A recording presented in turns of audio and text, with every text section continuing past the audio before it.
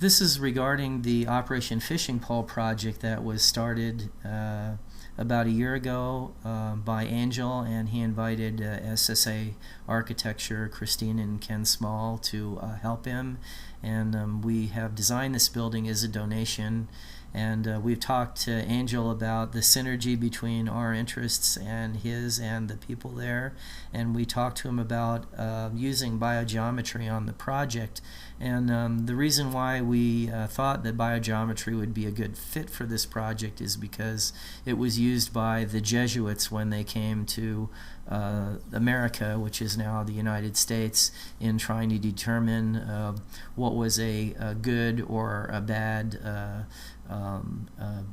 thing to do relative to the construction of new buildings and other things. So we explained to him how biogeometry works, and he was talking about taking a connex or multiple connexes and putting all the components needed to construct the building in the connex and shipping it over to the Philippines. And so what we did is we added our imagination to his concept to create this building. One thing that's really unusual about this building is that it doesn't have a location, and that's because they intend to construct it in multiple locations. And so they want to build exactly the same building, but in each one of those locations there will be different components to the functionality of the operation. In other words, in one location they may have an orphanage and agricultural training and a trauma center, and in another location they might have a recreational center for persons with disabilities or some different kind of training. And so the decision was made to try to set these buildings up so that each building has 3 separate components to it. So there could be 3 outdoor learning areas, 3 connexes for either storing materials in or what have you, and so all these things ran in 3s. But originally we started thinking about 3 or 4. So in laying out 4, I just used popsicle sticks to explain the biogeometry of this. And so in the first one we're showing 4 popsicle sticks laid out in a rectangle.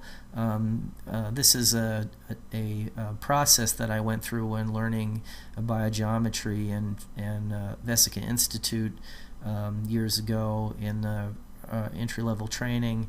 And so I just laid out a rectangle and checked it for BG, relatively low BG. And then by offsetting the sticks, you see another rectangle with some positive spin to it, a little bit better.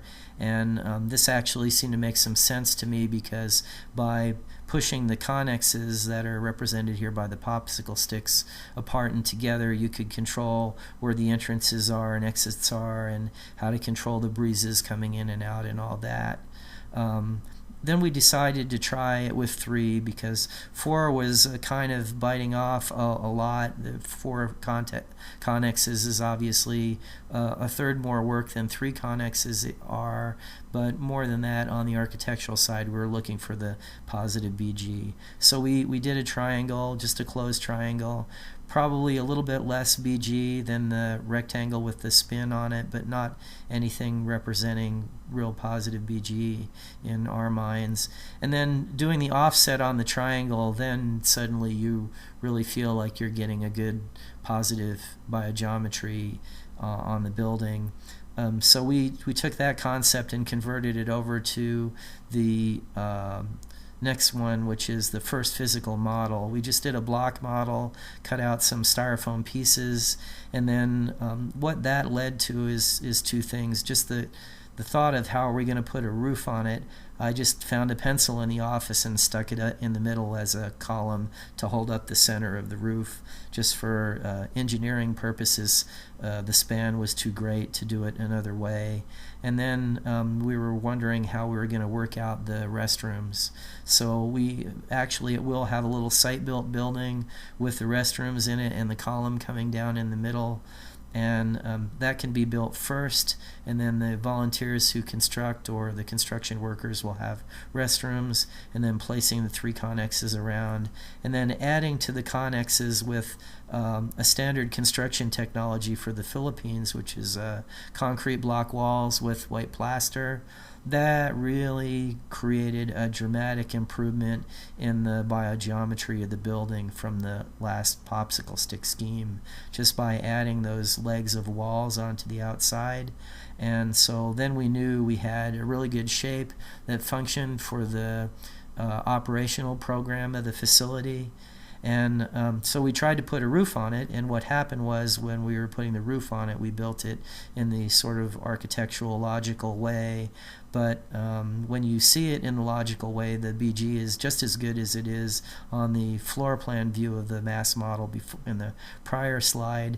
But when we were drawing a rendering, which you'll see in just at the end of this, you'll see a rendering of the project. When we were creating that rendering, someone picked up the roof so that they could see underneath it to do the rendering, and when it was set back down, Christine realized that the turning the roof 180 degrees, which is really just an expediency thing to make it easy to set it back down for the moment, doubled the BG. So it was dramatically improved as a result of doing that.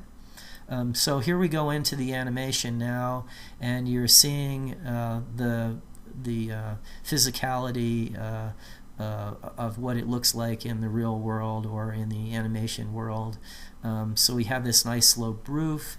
The roof could be built out of corrugated metal, or it could be built out of thatch. And in some cases, thatch may be better. It also has these operable skylights that could be opened to ventilate the space so it doesn't get too hot underneath the metal roof.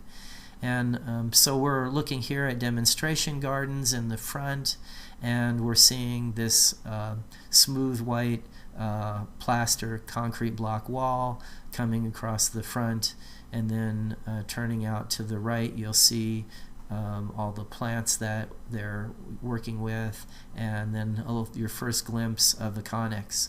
Now you'll see this isn't an enclosed building. It's not an enclosed air-conditioned building like you would see in the US. It's got a big roof on it, and we're controlling the ventilation and the breezes to blow through and all that, so that the central space is like a house would be in the Philippines, where you're protected from the wind and the rain, but you're not in air-conditioned indoor space. So there's your Operation Fishing Pole sign.